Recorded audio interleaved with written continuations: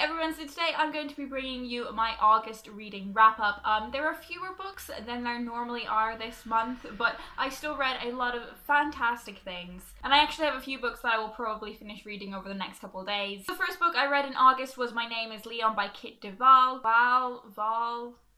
I don't know. This is a really heartbreaking story told from the perspective of a child named Leon.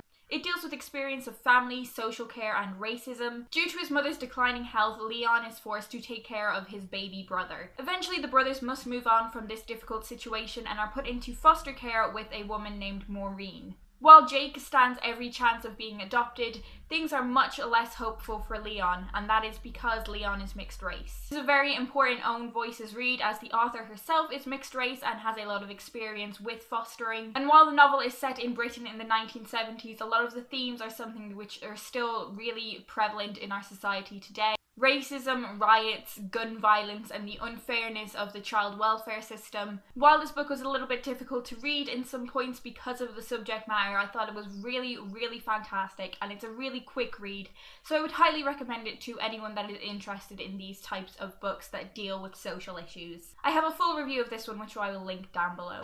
Next, I read Glass Sword by Victoria Aveyard. This is the second book in the Red Queen trilogy. Glass Sword picks up right where Red Queen left off. I won't talk about the plot of this one too much because it is a sequel, but I was pretty disappointed with this one. For a 400+ page novel, not a lot of plot actually happens. A lot of it is exposition and it's not actually that great. I found it unnecessarily action heavy and the characters were inconsistent. I really enjoyed the first book in the series, which is why I'm so disappointed. I really enjoyed the basic premise of this book, and as I said, I did enjoy the first book, so I will probably carry on and read the third book, but yeah, this really just suffered from second book syndrome and I didn't enjoy it that much. There's a full review for that one down below as well. The next few books are very weird for me. Like, I feel like there are a few books here that would have left a bigger impact on me if I'd had proper time to process them, and I didn't really get that this month. And one of those books was Station 11 by Emily St. John Mandel.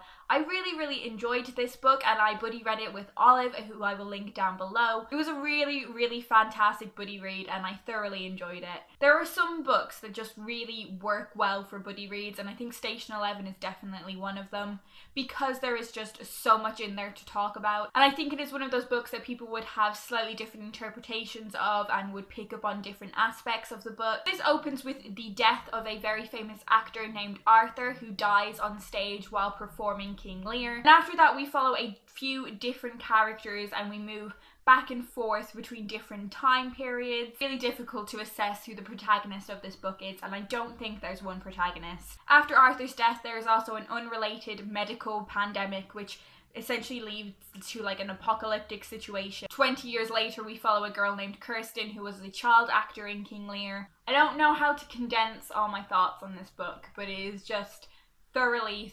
fantastic. It's a very quietly philosophical book, and I feel there is something in it that will touch everyone.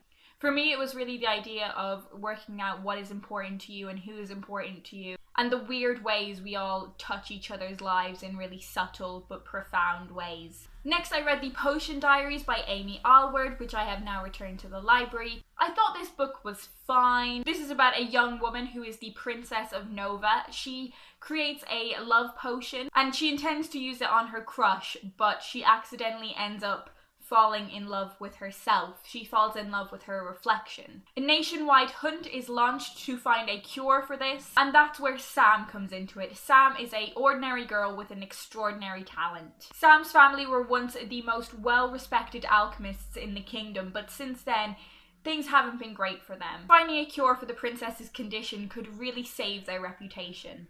I thought this was a nice enough fantasy young adult book.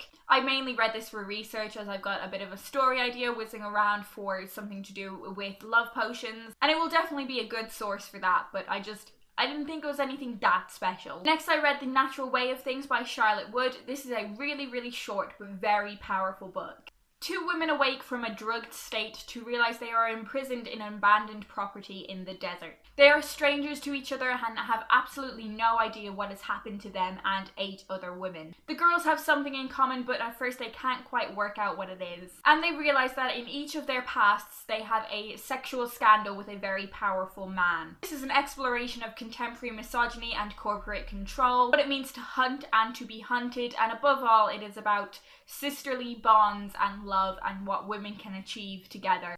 I've been kind of describing this book as what it would be like if Margaret Atwood wrote Orange is the New Black. Like, it's not the perfect description, but it does have that kind of feel to it. It is a really quick read. I read it in one sitting and thought it was fantastic. I would highly recommend it. In fact, I think I might reread it soon because, as I said, I didn't really have the proper time to process how good it was. Another very quick book that I read this month was All My Friends Are Superheroes by Andrew Kaufman.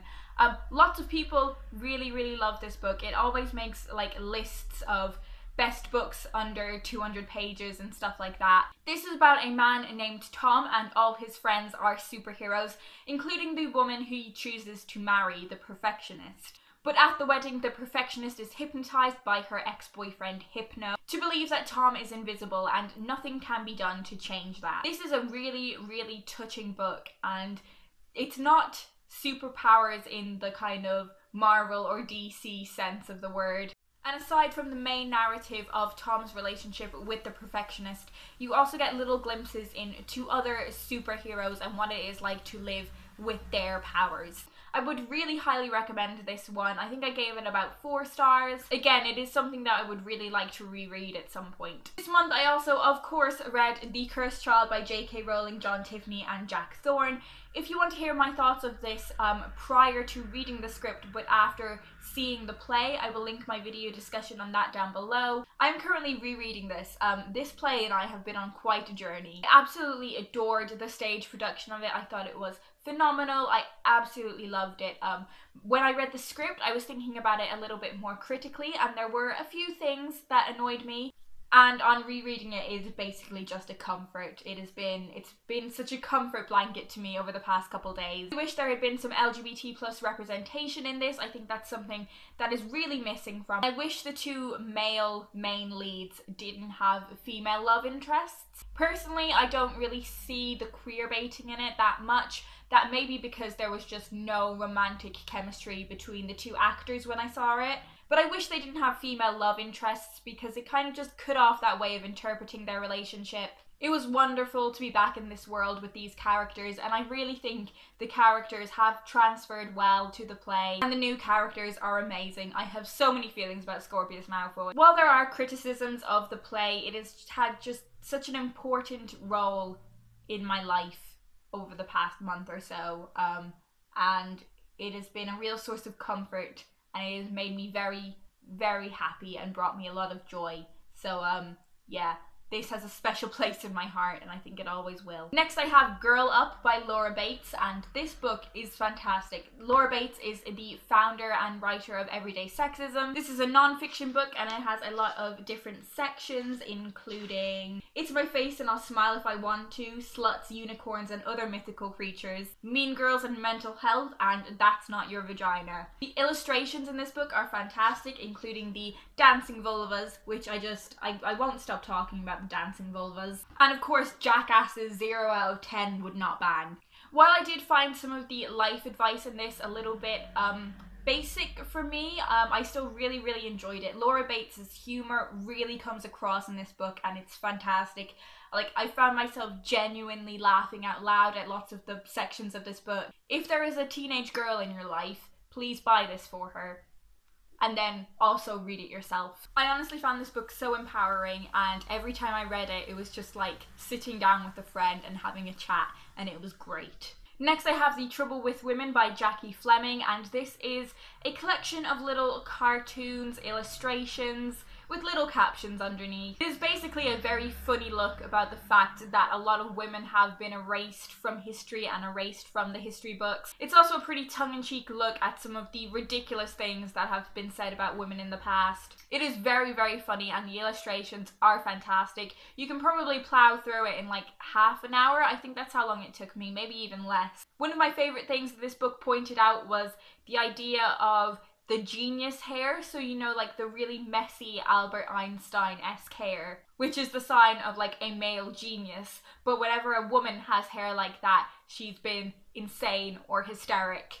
So they are all the books that I completed in August. As I mentioned at the start of the video, I am currently halfway through 3 other books. I'm filming this a little bit before the end of the month, so I will probably finish at least one of those by, you know, midnight on the 31st. And they are Holding Up the Universe by Jennifer Niven, Lucy and Lynn by Alice Pung, and Americana by Chimamanda Ngozi Adichie. But I will talk about all of those in my September wrap-up. Do leave a comment down below if you have thoughts on any of the books that I have mentioned in this video, and I hope you had a fantastic reading month, and best of luck with your reading in September.